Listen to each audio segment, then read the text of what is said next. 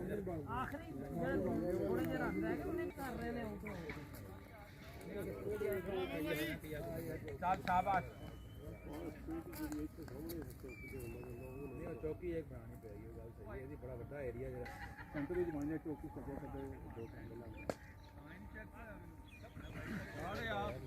ਉਹ ਕਿਤੇ ਟੁਰ ਗਿਆ ਸਾਬਰ ਤੇ ਤੁਸੀਂ ਸ਼ਾਬਾਸ਼ ਸ਼ਾਬਾਸ਼ ਫੈਂਕੋ ਫੈਂਕੋ ਮੇਰੀ ਚੌਕਾ ਲੈ ਤੁਸੀਂ ਉਹ ਦੇਖੋ ਇਹ ਗੱਲ ਹੀ ਇੱਧਰ ਜਾਏਗੀ ਜੀ ਨਹੀਂ ਉਹ ਕਰੀਬ ਹੈ ਨਹੀਂ ਇਹ ਵੀ ਹੈਗੇ ਤਾਂ ਟਿਊਬ ਤੇ ਗਈ ਉਹ ਜਨਮਨ ਕਰ ਲਿਆ ਤੇ ਕਿਹੜੀ ਛੋਟੀ ਦਾ ਇਹ ਟਿਊਬ ਵਾਲੀ ਵੀ ਨਸੀਬ ਹੈ ਨਸੀਬ ਹੈਗੀ ਇਹ ਨਸੀਬ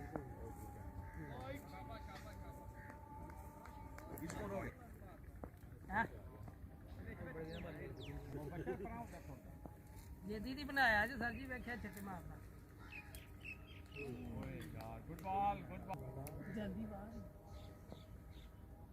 शॉट वेरी गुड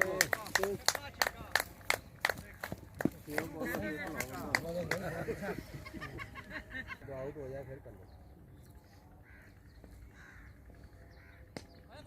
डबल करो